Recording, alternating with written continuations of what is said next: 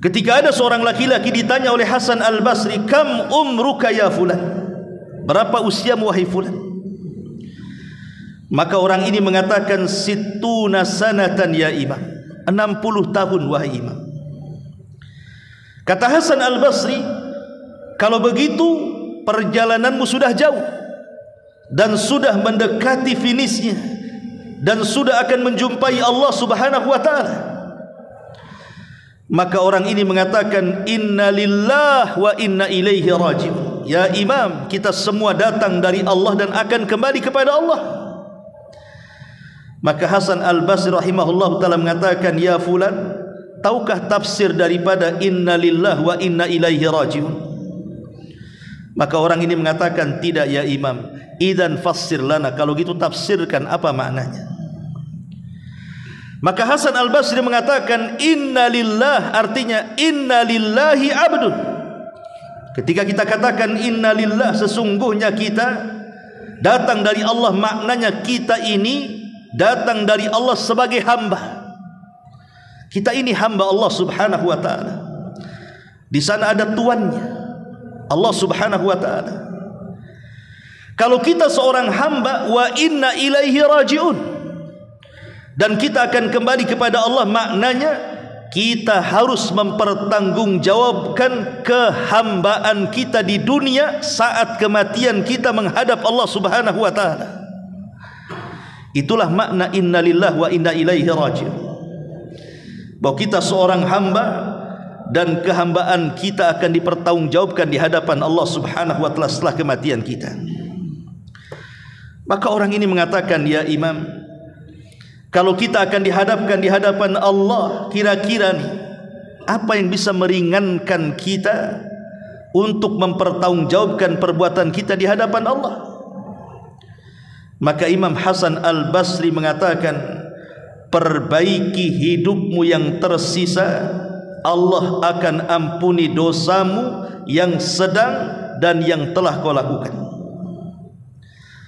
Artinya bahwa orang-orang yang dekat ajalnya, entah dia sakit parah atau usianya sudah tua, maka sisa daripada usia yang ada itu bertobatlah kepada Allah. Gunakan semaksimal mungkin, gitu maksudnya, untuk kembali kepada Allah Azza wa Jalla, meningkatkan ketakwaan kita yang ketika kita sehat kita tidak lakukan, ketika sakit kita lakukan, yang ketika di masa muda kita lalaikan, ketika di masa tua kita rajinkan ibadah itu kepada Allah Azza wa Jalla. Itulah alamat tobat. Bukan hanya memperbanyak istighfar lisannya, tapi juga raganya juga menyibukkan dengan ibadah kepada Allah Subhanahu wa taala. Ma'asyiral muslimin yang dimuliakan Allah Subhanahu wa taala, ini yang pertama. Yang kedua, at-tahallul minal madzalim. Lepaskan sesuatu yang menjadi beban bagi diri kita dari kezaliman-kezaliman yang kita lakukan kepada orang lain. Kalau memang semasa kita sehat kemudian sekarang sakit parah, kalau kita pernah melakukan kezaliman kepada manusia, entah mengambil hak mereka, kembalikan. Nabi SAW bahkan di akhir hayatnya, bayangkan, ketika itu Nabi SAW berada di puncak karirnya, di puncak kepemimpinannya. Mekah dan Madinah sudah berada di tangannya. Semua sudah masuk Islam di zaman itu. Artinya Nabi SAW sudah melaksanakan tugas sebagai seorang Nabi, tinggal menuju ajalnya saja. Ketika di khutbah terakhir, dan setelah itu tidak ada khutbah lagi, Nabi SAW naik ke atas mimbar. Di antara wasiat Nabi SAW apa? Man kuntu dharabtu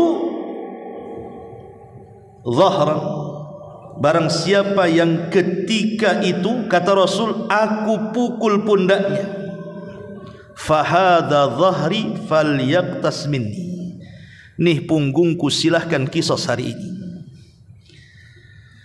Wa man kuntu syatamtu irdan fahadha irdi, Kata Nabi SAW, kalau dulu mungkin di antara kalian ada yang kucaci maki kehormatannya, ada yang kuhina dia, ada yang kurendahkan dia, ada yang kugibah dia.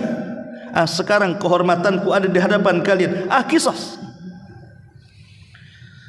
Wa man kuntu akhadtu malan, kata Rasul, atau mungkin dulu aku tidak perasa mengambil harta kalian, fa hadza mali falyakhudh minni.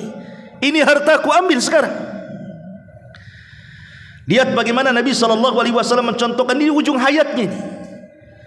Karena setelah khutbah ini Rasul tidak pernah berkhutbah lagi, karena sudah kemudian dipanggil oleh Allah Subhanahu wa taala. Tapi Rasul mencontohkan satu amalan apa? At-tahallul minal madzalim, melepaskan seluruh kezaliman-kezaliman yang pernah dilakukannya. Maka orang-orang yang dekat ajalnya, lepaskan kezaliman-kezaliman itu.